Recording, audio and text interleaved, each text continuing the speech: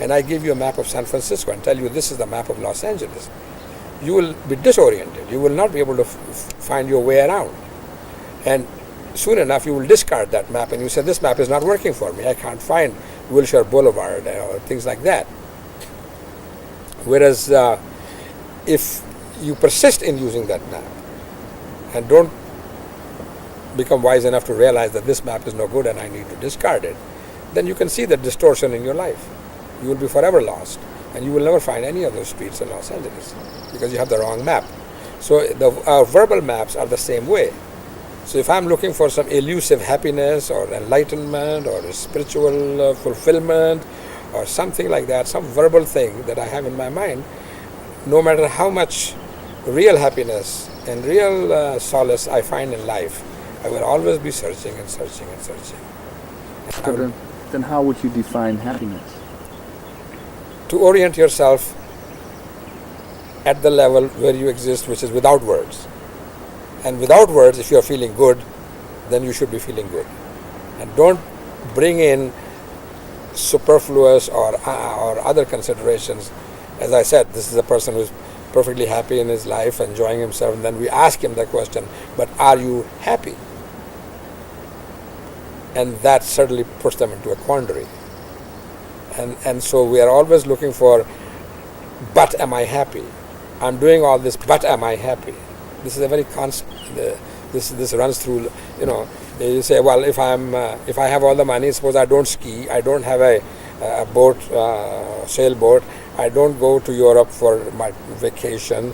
I just stay in my house, and I'm perfectly at peace with myself, just doing that, and doing my 50 weeks of work and 2 weeks of holiday, which I also spend at home. But somebody comes and I say, you must be a very miserable creature. You don't do all those things that the rest of us do. Your car is a clunker. It works though. You don't have 10 pairs of shoes, or you don't go out to eat restaurants, or you don't, drink this, or you don't do that, and yet you could be perfectly enjoying that life. But if you're influenced by these words, you will become unhappy. They will make you unhappy. So verbalism has influenced your otherwise a very peaceful life, and so you can become unhappy again, even though you have found happiness in your life. I have found, I live on very minimal amount of money, and I have very minimal needs, and I find myself one of the happiest people in the world. And I enjoy the fact that I have good health and that I have interests that keep me feeling good, pursuing interests such as I'm pursuing right now. And I study books on mathematics, history of physics, and teaching my son how to look at mathematics at a silent level versus just verbalizing it. That brings me immense joy, that I'm able to pass along this gift to him and that he will lead a happy life. And I tell him also that you don't have to be a physicist or a mathematician.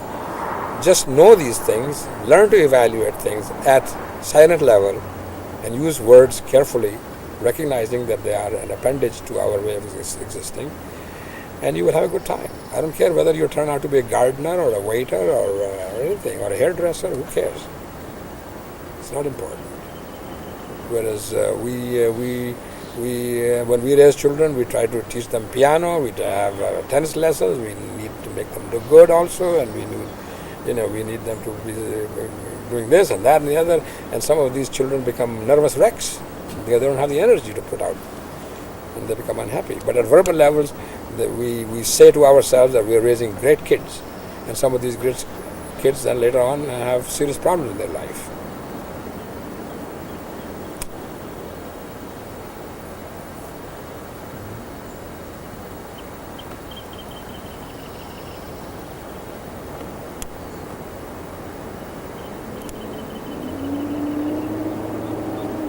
So what do you think? Do you think that there wouldn't be so much people looking for help when we would know how to think without words, or how to be happy without words? Yes, because words can always come and alter your. It's a stimulus. Words is stimulus.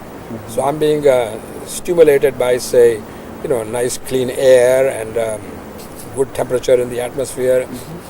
And then you say, but it is a little too windy, or the temperature is just a tad lower than it should be, or it's a tad higher, and suddenly you have spoiled a perfectly good day, not for me, but for yourself. For instance, sometime I was living in Montreal, and on a summer day, it'll be a little cool day, and I would invite somebody, let's go out and have a nice time. They would say, it is too cold. And yet that cold day, if it occurred in winter time, they would all be out enjoying it. So you don't suspend an entire day just because it happened to fall in July rather than in December. Verbalism again. So with words, you can make yourself very unhappy at every drop of, at every step of the way. So we need to orient ourselves with what's really happening at the silent level where we live.